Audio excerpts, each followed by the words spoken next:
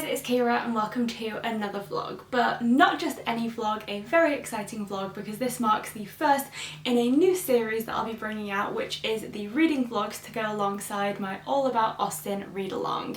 So for anyone that doesn't know, I will leave the announcement video for that read-along in the description box so you can see all of the details, but a very quick summary over the next 6 months starting this month in August and going right through until January of next year.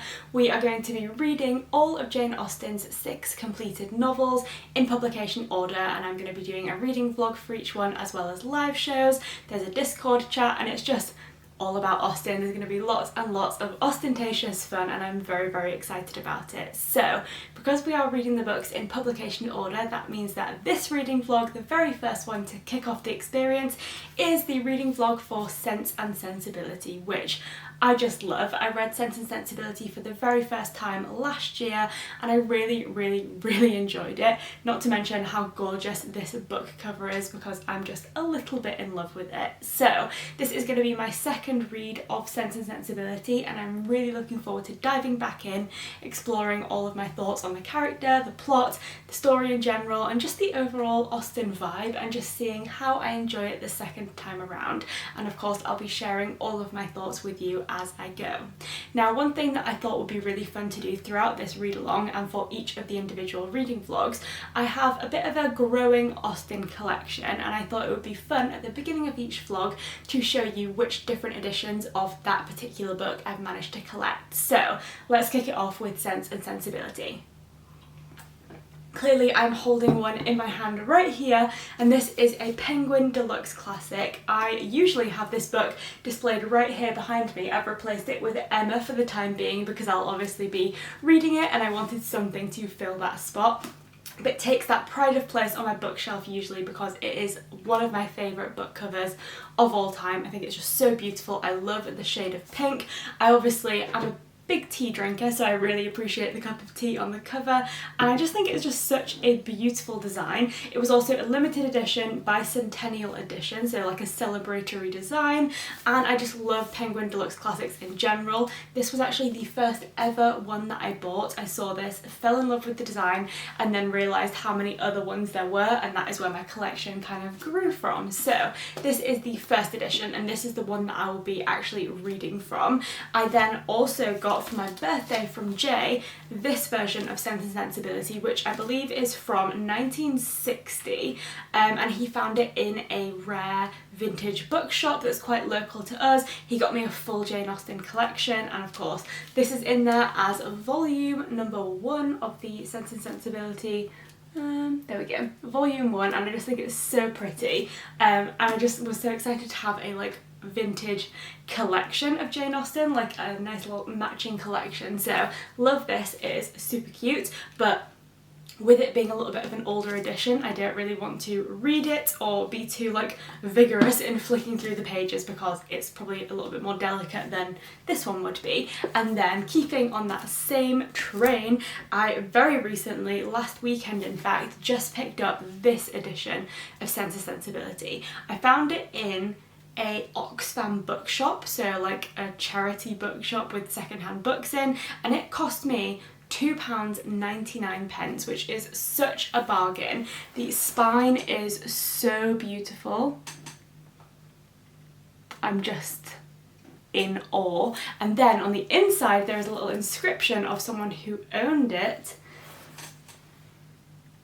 which I just love when older books have a little bit of personality to them. So it says David Lang, Royal College of Music, London, January 25th, 1951. So this is possibly the oldest book I own, which is really cool, and for that reason I will not be reading it because I don't want to destroy it. I want to preserve it and just keep it looking beautiful on my shelves. So those are the 3 versions of Sense and Sensibility that I have on my shelves.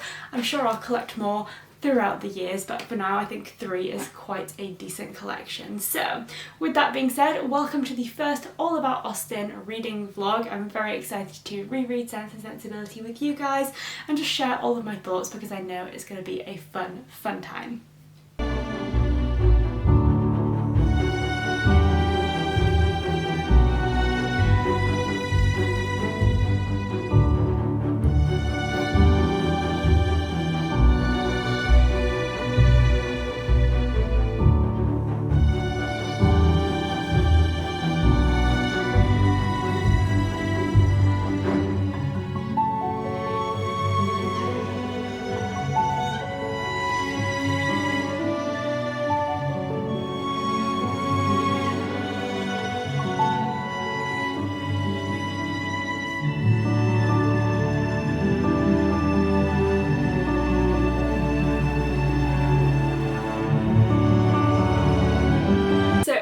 few hours and I'm very happy to say that I'm now on page 80 something? 86 of Sense and Sensibility, and I am really loving this reread so far. I just think this is such a funny book.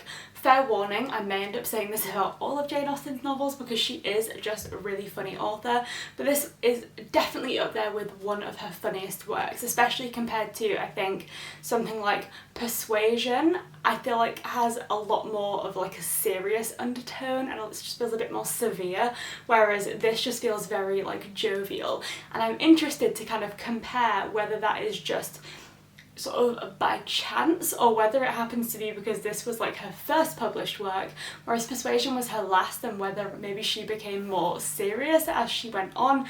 I'm definitely interested to kind of compare that experience as I go through this read along, but for now I'm really loving it. And something else I'm really appreciating this time around is the fact that I have more time to enjoy this novel, because last time that I read this novel, it is in a reading vlog which I will link for you to go and check out if you want to hear my like first ever thoughts about this book. But I read it last summer in a Rory Gilmore 24-hour readathon, and obviously I'm quite impressed that I managed to read a Jane Austen novel in 24 hours, so pat on the back to me. But reading a book in 24 hours means that undoubtedly you are going to miss some finer details, or maybe just not fully appreciate what's going on in quite as much detail because you're kind of racing against the clock, whereas this time around I have way more time, way less pressure, and I'm really able to enjoy it. And that is also aided by the fact that I'm already familiar with the narrative, familiar with the characters, and so I feel like there's just way more room to appreciate everything when you are rereading and with less pressure. So that is the positivity that I'm experiencing from this book so far, and I feel like I just have a few quotes to share with you all. But before I do, I did just want to clarify that throughout this reading vlog I will be discussing spoilers, because I want to go into as much depth as possible with all of my thoughts, and in a spoiler-free vlog that's very hard to do. So if you haven't read Sense and Sensibility yet and you want to avoid spoilers, then maybe just bookmark this and come back when you have read it. But for now, let's give a brief overview of everything that goes on in this book for anyone that isn't aware and doesn't care about spoilers, because I personally I'm not that bothered about spoilers. I really don't mind them, but each to their own. So for anyone who wants to know a little bit more info about this book, essentially we follow two sisters, Eleanor and Marianne, and at the beginning of the book their father passes away, and this means that because their dad has a son from a previous marriage, basically all of their property and money that they had kind of grown up with goes to this man and his wife and child, and they are kind of left a bit more destitute. So Marianne, Eleanor, their mum and their younger sister Margaret have to move out and kind of sort of learn to live within their means, move into a much smaller property, and they're relatively happy. You know, they're not like completely destitute or anything like that, but it's a big change in lifestyle, I guess you could say. And so marriage, as in the case with every Jane Austen novel, becomes a very important topic, and this is where we see the difference between the two sisters, one of whom represents sense and the other represents sensibility. So Eleanor is our sense sister, and she is very sort of formal, logic, rational, always thinking about what is the right thing to do, what makes the most sense, not really letting herself be guided by emotions, but instead sort of putting like reason above all else. And then we have Marianne, who is sensibility, and she is very like flirty, airy-fairy, like leading with emotions. Everything has to be perfect, and romance is the only thing that she's interested in marrying for. And so as marriage becomes this very important social and economic prospect that these sisters have to kind of explore, we see a big difference in the way that these two sisters kind of approach their experiences with romance, and I just think it's so interesting to see the two. I would be very interested to know at this point in the novel, rereading it, I feel very confident that Marianne is my favourite of the two sisters. Nothing against Eleanor, but I feel like she's just a little bit more boring, whereas Marianne I think is a little bit more like fun and romantic, and I just really like that, and I think I probably relate more towards that. And if you were to put them on the scale of like optimist and pessimist, I feel like Eleanor is the pessimist and Marianne is the optimist, and I personally love being optimistic wherever possible, so I like Marianne a little bit more.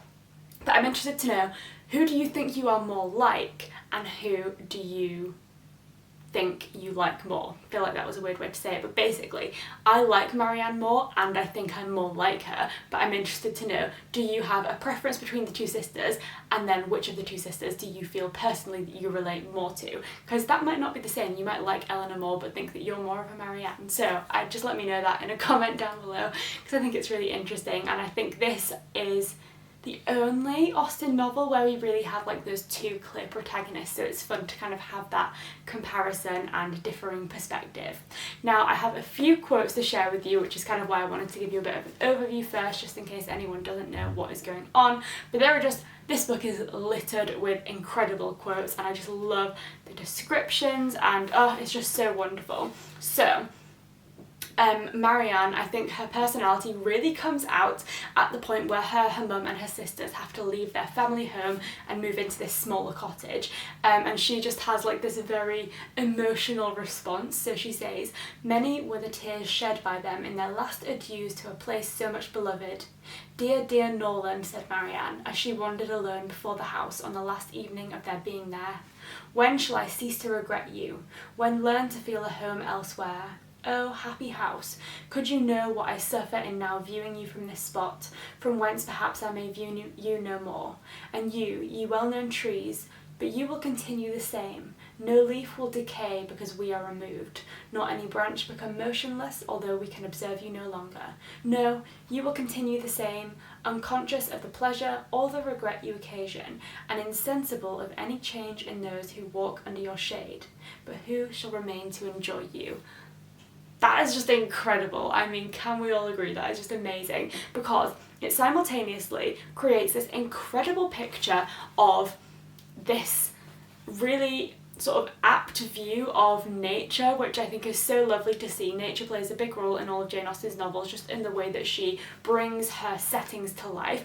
But that passage in particular just sort of creates this power within nature that has like a beauty but also a melancholy to it, because nature goes on no matter what, and no matter how attached you are to nature, it will last longer than you will. And I feel like that is both beautiful and sad, and I feel like she captures that so incredibly well. And then in Marianne's sort of connection to that and her exploration of that experience, you get a really great insight into her as a character and how much emotion she feels in every sort of connection that she has, whether that is with another person or whether that is with a piece of nature. And that comes up again right at the end of the section that I've just finished, so it's on page 84, and Marianne has been like asking about their family home when someone comes to visit them, and someone says that it's autumn time, and Eleanor says, "Probably looks much as it always does at this time of year, the woods and walks thickly covered with dead leaves." And so Eleanor is very matter-of-fact in her description of autumn, whereas Marianne says, "Oh," cried Marianne, "with what transporting sensations have I formerly seen them fall! How I have delighted as I walked to see them driven in showers about me by the wind! What feelings have they, the season, the air, altogether inspired! Now there is no one to regard them. They are seen only as a nuisance, swept hastily off and driven as much as possible from the sight." And then Eleanor says, which I think is one of the funniest lines of the entire novel, "It is not everyone who has your passion for dead leaves," which I'm just like, I do. I have that passion. So I absolutely love that. Those are just a couple of my favourite quotes. I'm sure there are more, but I don't want to bore you all with just like absolutely just reeling off the entire novel. There is one more thing though that I do want to talk about, which is, of course, there is a big difference between the two sisters and their personalities, and I think they both at times, although they would hate to admit it to the other, kind of admire and wish they could be more like the other. And so Marianne is kind of fantasizing about her future with this man that she feels like she's fallen in love with, and Eleanor is like, "Calm down, you don't need to start fantasizing about your future house just yet." But then Marianne is still talking about it, and then Eleanor is sort of noted at the end saying, "Could Eleanor have listened to her without any interruption from the others, she would have described every room in the house with equal delight."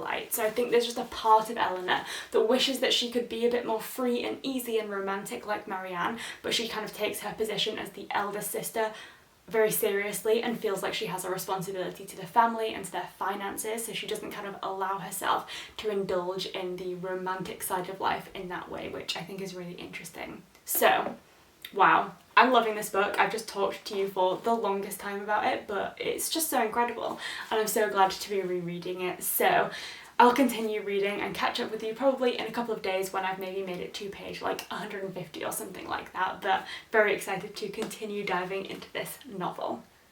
I suppose it's typical, but because I've got a book like Sense and Sensibility that I really want to give a lot of attention to and just sort of be able to lose myself within the novel, I've ended up having a really busy few weeks with work, with social engagements, with other books that I've needed to read and videos that I've needed to make, and that has meant that I haven't been able to give the time or appreciation to this book that it really deserves. It's obviously a reread for me and I know how great it is and how much time and energy I want to put into it, but I just haven't had that. So rather than kind of reading a couple of pages at a time and then having to put it down because I'm busy, I haven't actually made a huge amount of progress with this book since I last spoke to you.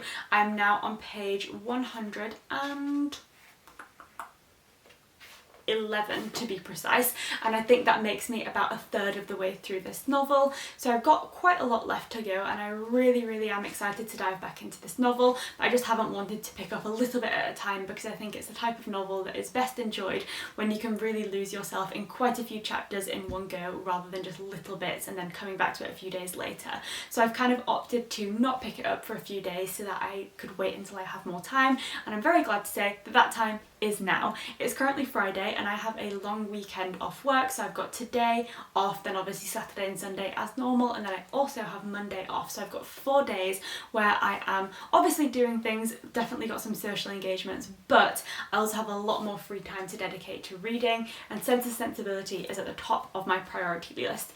Specifically because it's almost the end of August and this is the August read for the All About Austen read-along, so I do really need to get a wiggle on, but I'm not feeling worried. Whenever I'm hosting a read-along or a buddy read, I do like to wait to finish the book until quite close to the end of the read-along, just because I think that keeps the book fresh in my mind and means that for the live show I've got way more thoughts to discuss about the novel. So I've got around about 200 pages and I'm hoping to either finish that or very nearly finish that this weekend, and so I'm actually going out for the day today to spend some time with my mum. We'll be going out for coffee and food and just doing a few things, but I'm getting to wherever I'm meeting her on the train. I think I've got about an hour's train journey. I am reading another book this weekend alongside Sense and Sensibility, which will be just in my regular weekly vlog. So I think what I'm going to do is dedicate one train journey to Sense and Sensibility and then the other one to the other book. But I think that should definitely help me to make a good bit of progress, and I will catch up with you later on when I've read some more of this wonderful novel.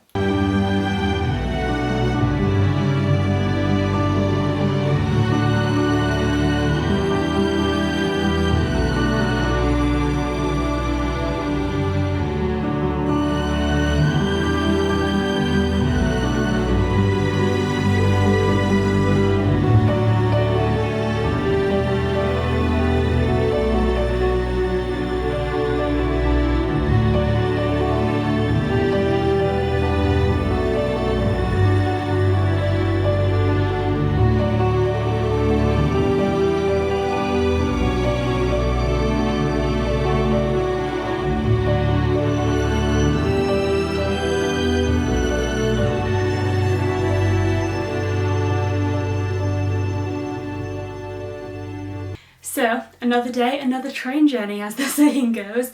Don't know if that's actually a saying, but it works for me this weekend because I feel like I'm spending just as much time on trains as I am doing anything else, and that has been so great because I of course want to spend a lot of this weekend reading, but I also have quite a few other plans as well, so it's great because the trains are the perfect place to just focus on reading and not get distracted by anything else because I'm on my own, phone signal is usually bad on the trains, and that means I can just put all of my attention into reading, and then I also get to go and do fun things as well and explore the local area, so it's a win-win situation.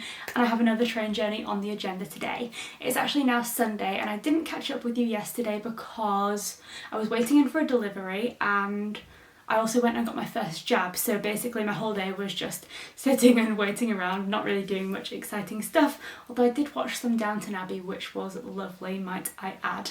But aside from that, it was a pretty quiet Saturday, but Sunday is looking much more exciting because it's my friend Sarah's birthday today, and so we have some really fun plans to celebrate her birthday, starting with going to a food festival together, which happens to be set in the grounds of, I think it's called Ripon Castle.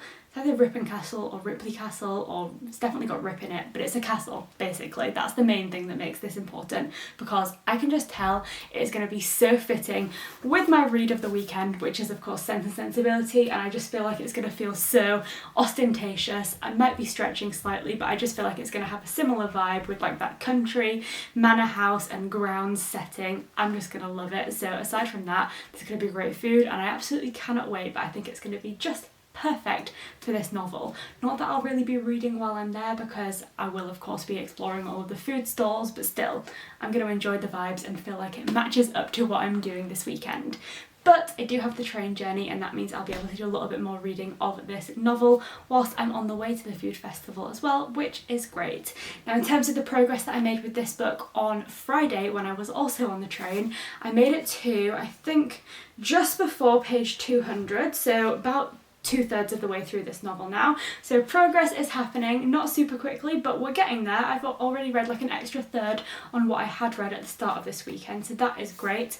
I have to say, I feel like with this novel, the beginning and the end are really, really strong, but the plot in the middle section of the novel, which is obviously what I'm in right now, definitely just gets a little bit weaker, a little bit less exciting. And where I was like tabbing quite a few different quotes at the beginning of the novel, I found that I've definitely got a lot less that I've been like, wow, I love the way that that's phrased, or that's so great at exploring the characters and all of that kind of stuff. I'm just not noticing that quite as much. But there is definitely one section in what we've currently got in the novel, so around, I think it happens around page 100 and maybe 170 ish, yeah, about 170, and basically Marianne has suffered what she deems to be a really tragic circumstance, and it's a really interesting way to see the difference between her and Eleanor, who have both dealt with some romantic hardships, but Eleanor kind of keeps it in, holds it all onto herself and doesn't want to burden anyone else with it, whereas Marianne absolutely just goes into the throes of despair,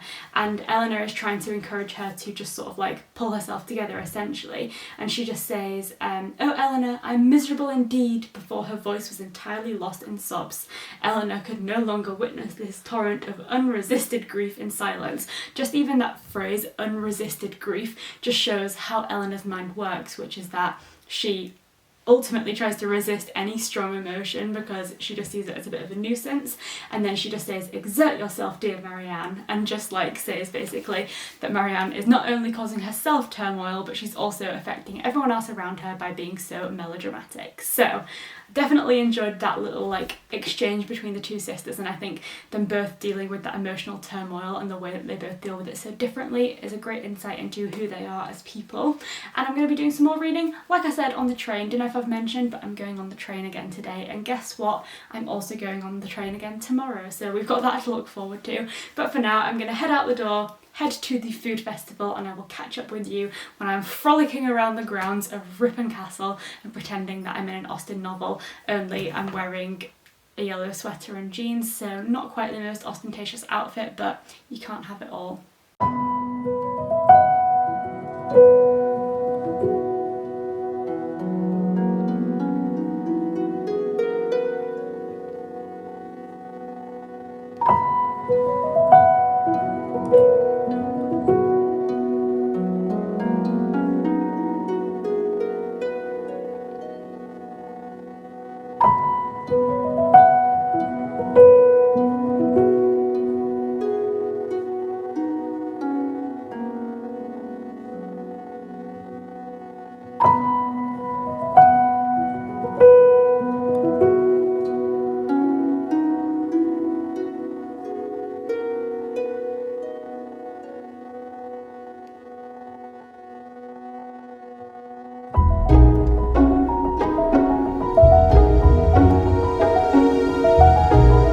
Somehow it is now Monday, so this long weekend is almost over, and I really don't know where the last 4 days have gone, but I am very, very excited about my plans for today because, well, given the cover of this Sense and Sensibility book, which is my favourite cover of all time, I absolutely love it. It is by far the best book cover on my shelf, and it is all about that tea aesthetic. Today we are going out for afternoon tea, which is another part of my friend Sarah's birthday celebration, and I just cannot wait. I feel like it is just going to be this book cover brought to life in afternoon tea formats, and it is going to be amazing. So I am unbelievably excited for that. It is going to be so much fun. And because I'm going out for afternoon tea, surprise, surprise, I have yet another train journey just to round off what has been the most train-packed weekend of my entire life. But it gives me another little chunk of time to read some more of Sense and Sensibility, which is good because I didn't actually read a huge amount yesterday. We ended up being very, very busy with all of the fun things we were doing for Sarah's birthday, but I just didn't have loads of downtime for reading. I did do a little bit on the train, and we're at a part of the novel, as I mentioned, where Marianne in particular is going through some emotional turmoil. There are lots of things going on in her love life, and I feel like a character who was brought in at the beginning as like an admirer of her, Colonel Brandon, is kind of coming back into the novel a little bit after having taken a bit of a backseat. Now, Colonel Brandon is very much a Mr. Darcy type. He is like the sort of brooding older man who doesn't really like to show his emotions, but you think he's probably well-meaning, but he also comes across as quite like gruff and not very friendly, and so he's overlooked in favour of the younger, more dashing man. And then of course eventually the woman realises that he's actually a really nice guy and that they're really great suited and just like a really great match for each other. So he's a really interesting character and I do like him. He definitely fits into the, like I said, Mr. Darcy stereotype, although obviously Sense and Sensibility came first, so really Colonel Brandon was like the first prototype and then Mr. Darcy followed in the second novel, but he is definitely the most well-known of like Jane Austen's love interests. But I do think it's interesting to see like him in this novel now, both as someone who's rereading it, but also as someone who's familiar with this style of Jane Austen's romances. I can kind of see him right from the beginning of the novel and see that although Jane is trying to throw you off and think that they're not going to end up getting together or that it's a case of unrequited love, you can kind of see the promise in the romance, and you as the reader now in the modern day, I feel like most people would be able to kind of foresee what is going to happen and who's going to get together. But I kind of was wondering when I was reading on the train yesterday whether or not that would have been the case when people were reading this book newly published, because especially with this one being the first ever published Jane Austen novel, it would have been a completely new concept to anyone, and Austen sort of style wasn't a thing, it hadn't been established, it wasn't like the prototype for romance. And so I think it's really interesting to think that whilst to me seems like quite an obvious trajectory in terms of the way that the romances play out, still enjoyable nonetheless, but definitely quite obvious. Would it have been that way for people reading it the first time around before Austen was really established, or would they have found it a lot more like mysterious and surprising at the end when the romances finally get solidified? So that is what I have been thinking about. I'd love to know if there's any like historians or anything who've got a bit more knowledge on these kinds of things. I don't know. If you've got any thoughts, let me know, but I just think it's interesting to think that to us it's very familiar, but at one point in history this was like new stuff, which is always really trippy to think about. But yeah, going out for afternoon tea today, I'll be reading Jane Austen on the train, and hopefully I'll be either finishing this novel today or very nearly finishing it, because I really want to watch the movie adaptation of this book, but I'm not doing that until I've finished reading it.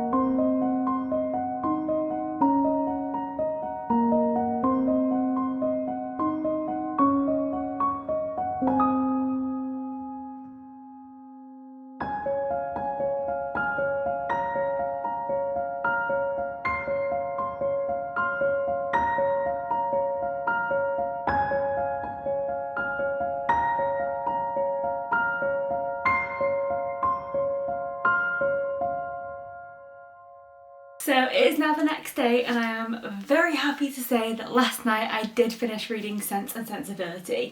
I absolutely love this book. It's definitely not my favourite Jane Austen. That spot is very firmly held in my heart by Emma so far. I'm 100% open to that changing, but having reread this one now, I'm confident that this might be my second favourite Jane Austen, but it isn't quite enough to overtake that first spot of Emma.